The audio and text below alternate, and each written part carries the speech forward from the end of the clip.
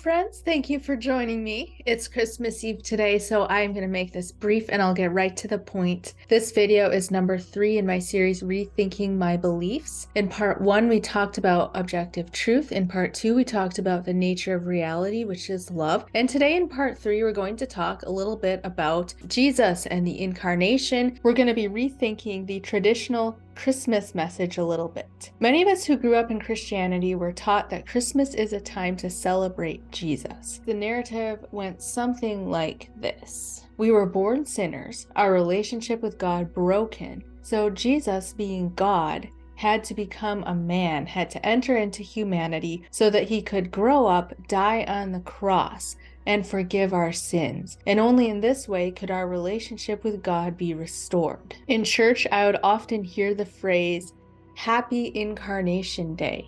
Christmas was the day that the impossible had happened, the day that the majestic had become lowly, the holy had become mundane, the day that God became human. God came down from heaven to save us from ourselves, because we were powerless to do it. Without that sacrifice, we don't deserve anything. We are empty, we are powerless, we are unworthy.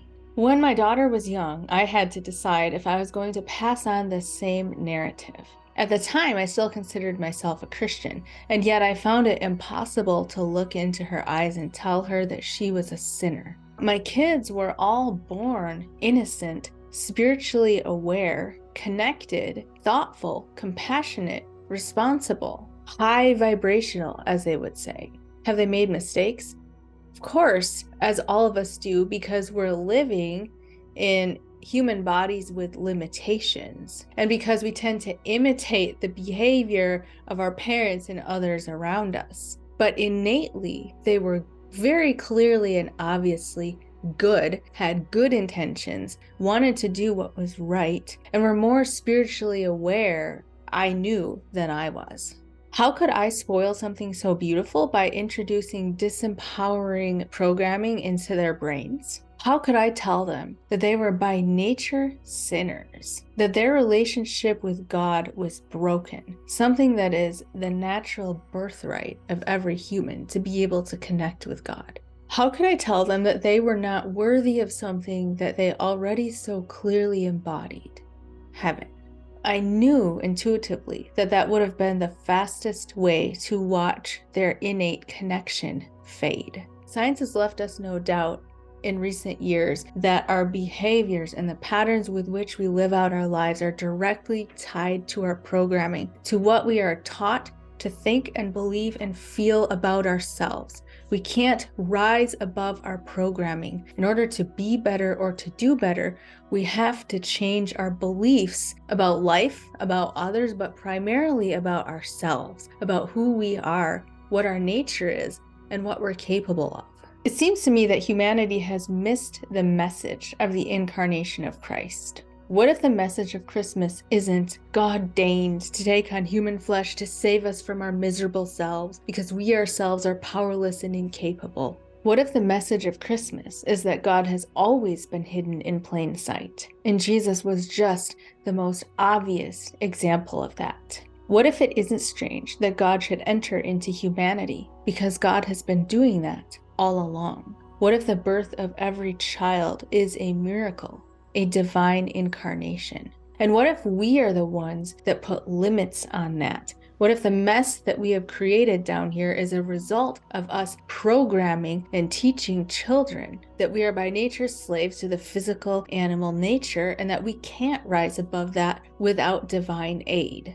How different would the world look if children were instead raised to nurture the divine spark within them, to open wider that portal to heaven? If children were supported to trust and love themselves and believe that they and others are worthy, capable, and powerful? What if it is our collective beliefs that we are powerless, incapable, and unholy that has led to the mess that we think we need saving from? What if we understood that nothing is mundane, all is holy? Could every breath become an act of worship? Could every person, animal, plant, every drop of rain, every ray of sun, every moment of both joy and sorrow come alive with God? Could the suffering of the world be transformed? In the words of Shalane Harkin, the worst thing we ever did was put God in the sky, out of reach, pulling divinity from the leaf, sifting out the holy from our bones, insisting God isn't bursting dazzlement through everything we've made a hard commitment to see as ordinary. The worst thing we ever did is pretend God isn't the easiest thing in this universe, available to every soul in every breath. So tomorrow, this is what I will tell my children about Christmas. In the words of Elizabeth Barrett Browning, earth's crammed with heaven, and every common bush afire with God, but only he who sees takes off his shoes. So let's be the ones who see. Let's look for God in the most unexpected of places. The joy and the magic, yes, but the sorrow and the pain, the naive, the mundane, the suffering. Let's let the fire of the divine blaze through our awareness, and let's bring in heaven.